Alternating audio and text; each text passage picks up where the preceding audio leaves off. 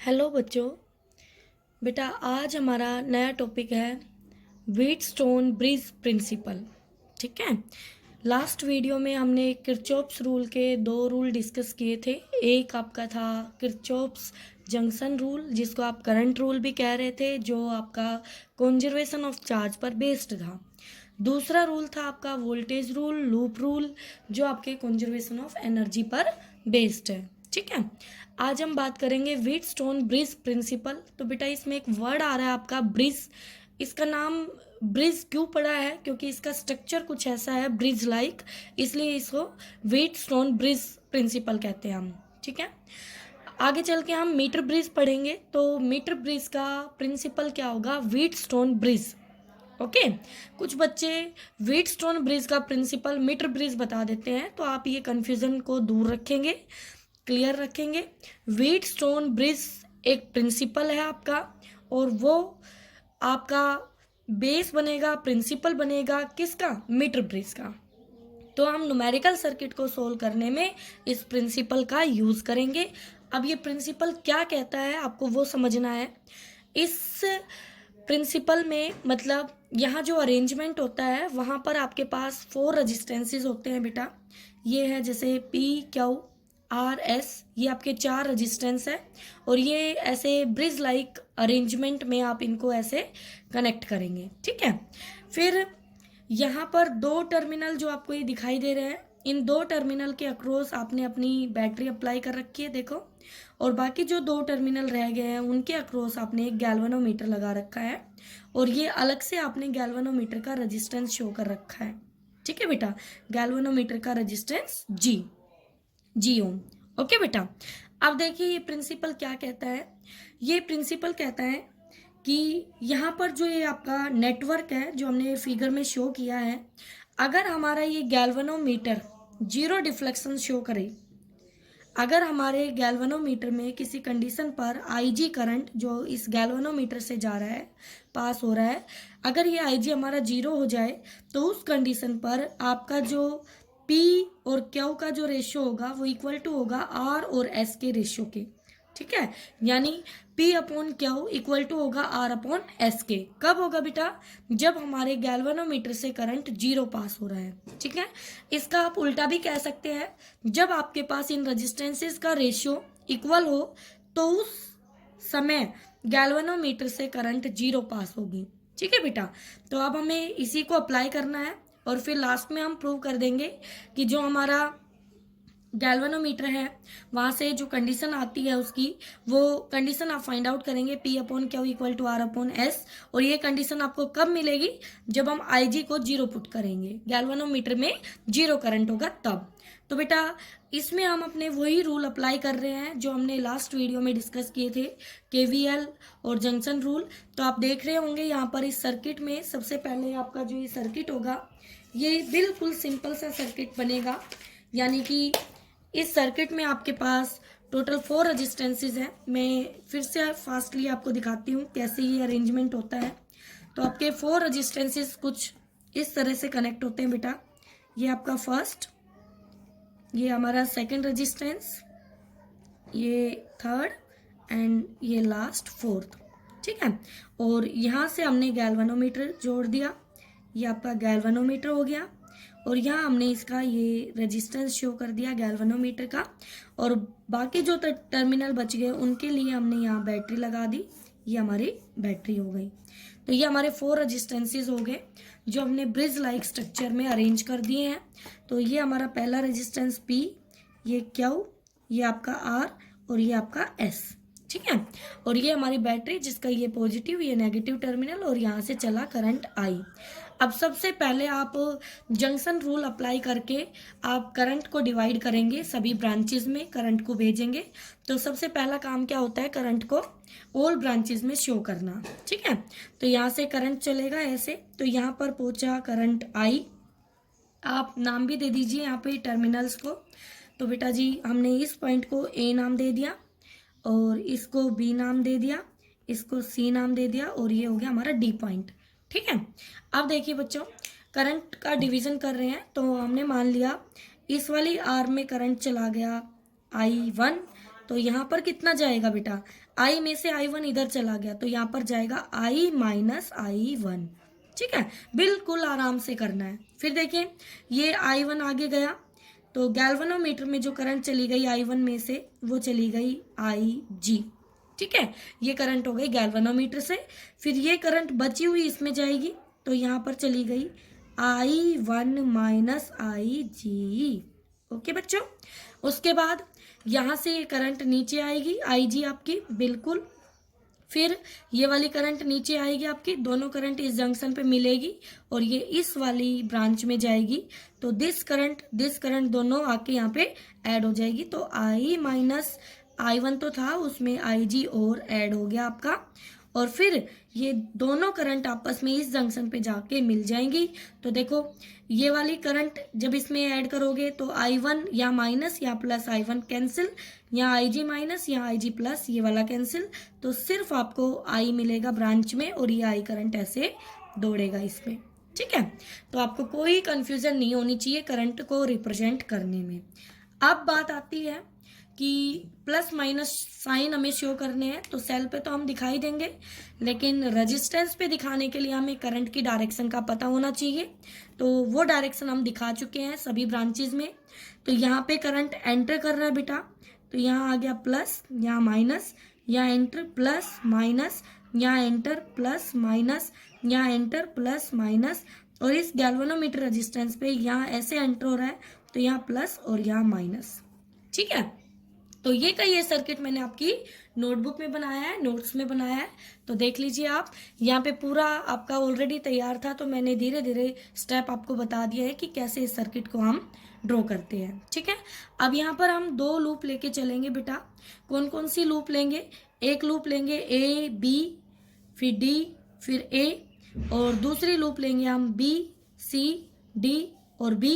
हम इन दोनों लूप में वोल्टेज अपना लिखेंगे, तो मैं फिर से आपको यहीं पे लिख के दिखाती हूँ ताकि आपको इजीली से समझ में आ जाए। तो फर्स्ट लूप हमने कंसीडर की बच्चों, लूप A से B, okay, B to D, okay, D to A।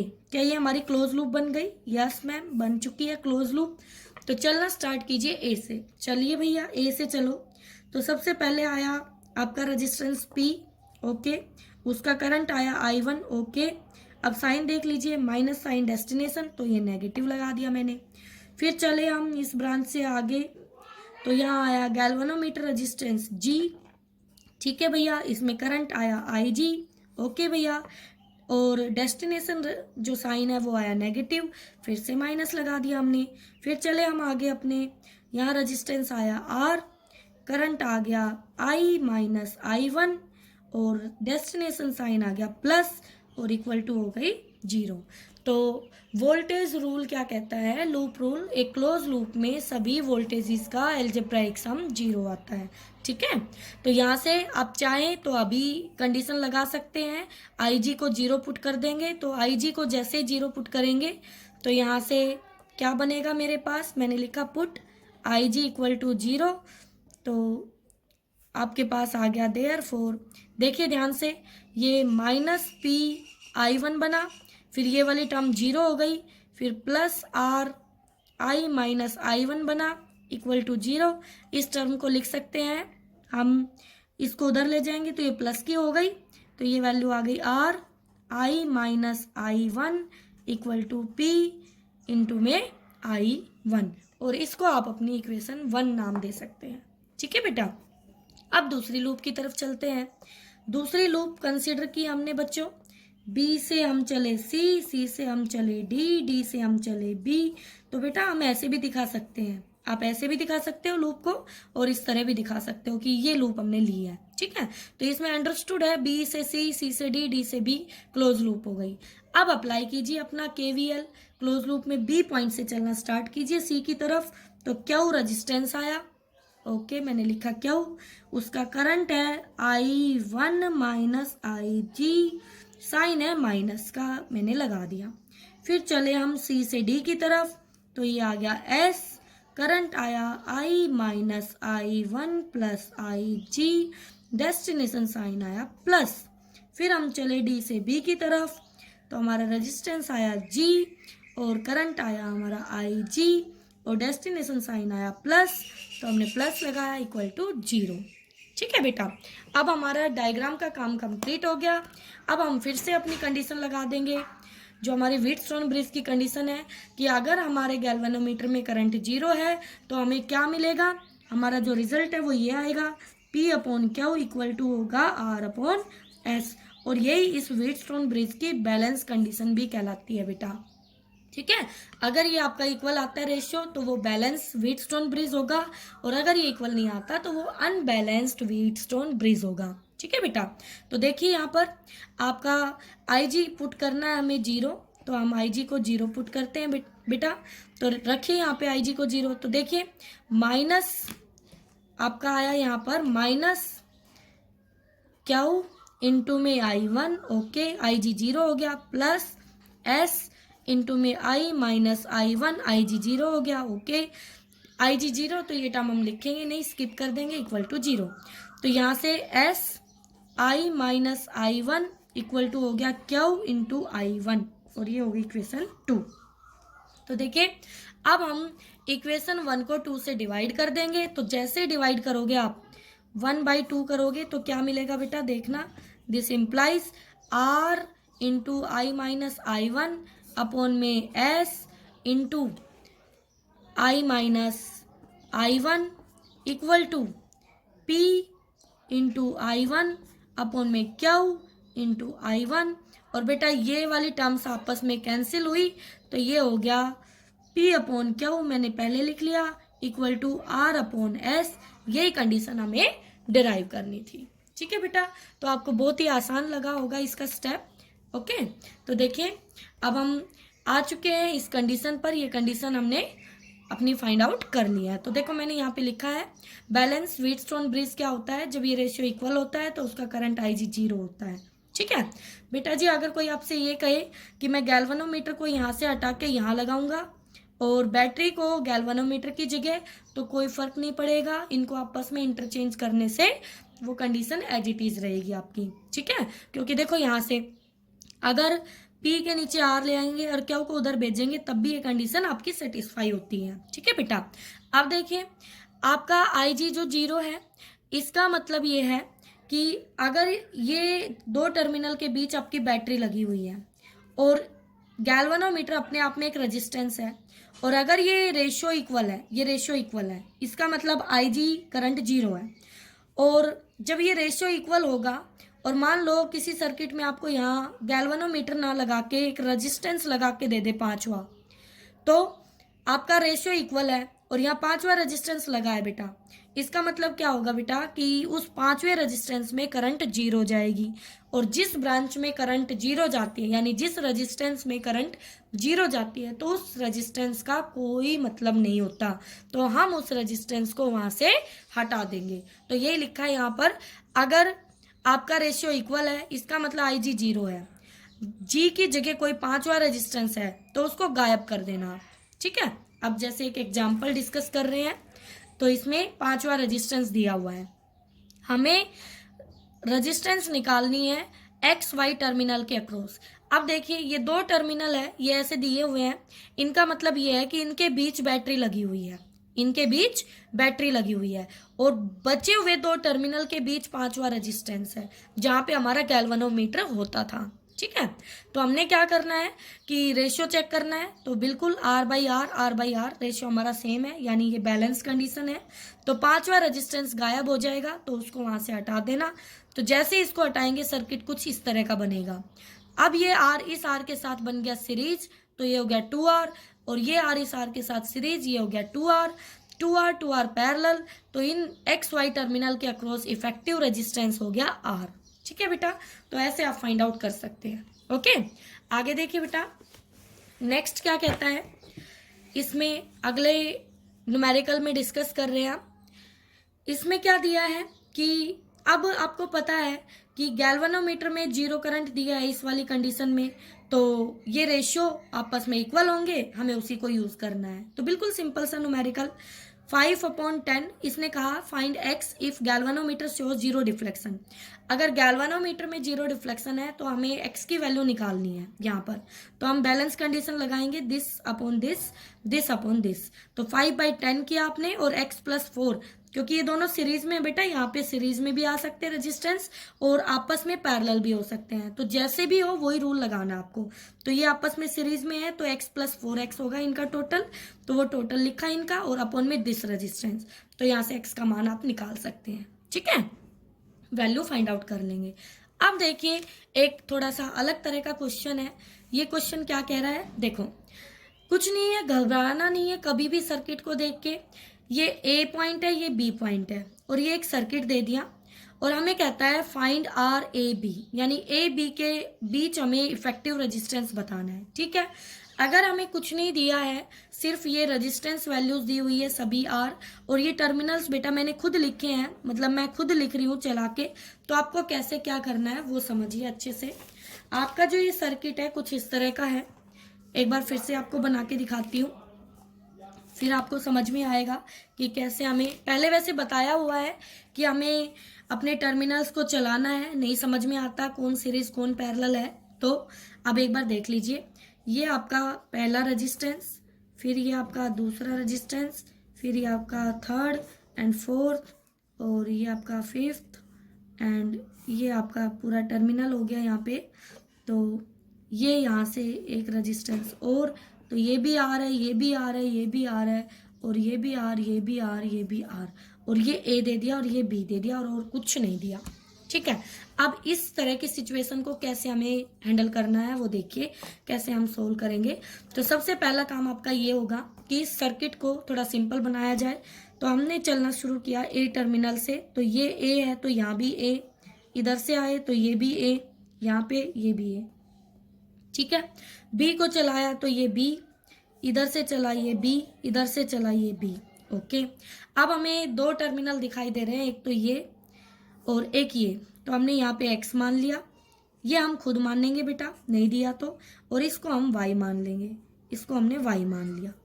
तो ये y पे, ये y पे, ये y पे। ठीक है, तो आपको समझ आ रहा होगा। और ये x पर, ये x पर, ये x पर।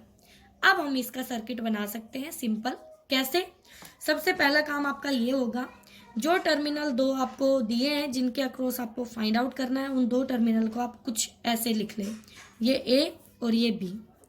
अब इस तरह के जो डाउट्स होंगे उनको आप प्रैक्टिस करेंगे तो आप समझ जाएंगे कि ये कुछ ब्रिज लाइक स्ट्रक्चर बनेगा।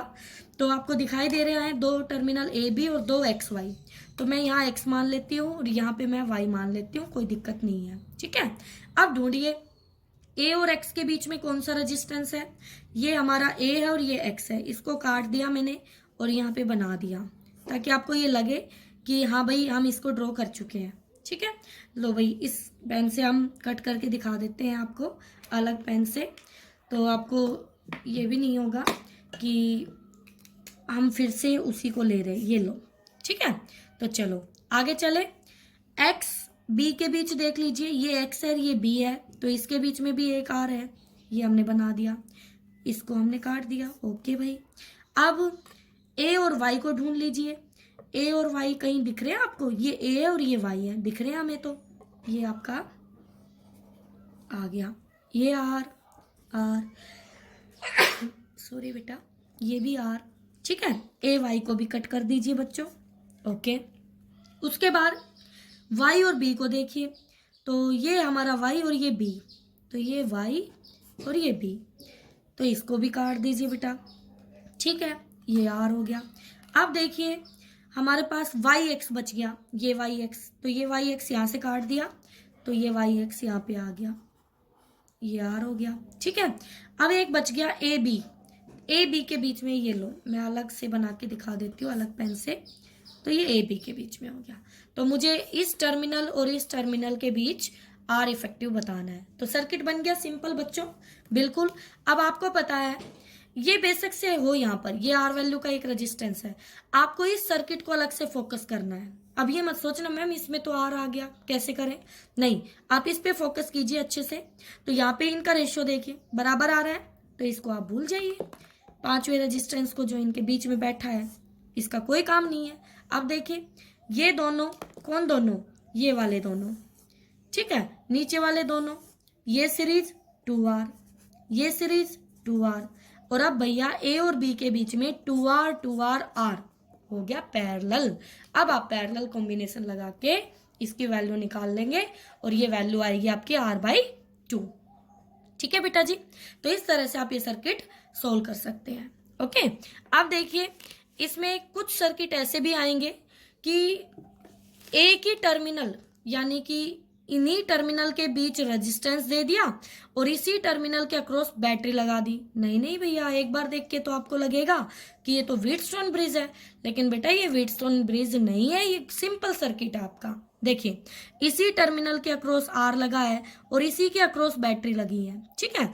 तो यहाँ से आप क्या करोगे, ये दोनों सीरीज में दिख रहे हैं, बिल्कुल दिख रहे हैं, ये दोनों सीरीज में दिख रहे हैं, बिल्कुल दिख रहे हैं, तो ये 2r ये 2r और फिर आपस में ये पैरेलल, ये तो सिंपल सर्किट हो गया। तो आप इसको सिंपली सोल्व करेंगे, ठीक है। तो ऐसे सर्किट से आपको क्या होना है, सावधान होना है। ओके बच्चों, आप उसको बेवजह कॉम्प्लिकेटेड बना देंगे, ठीक है।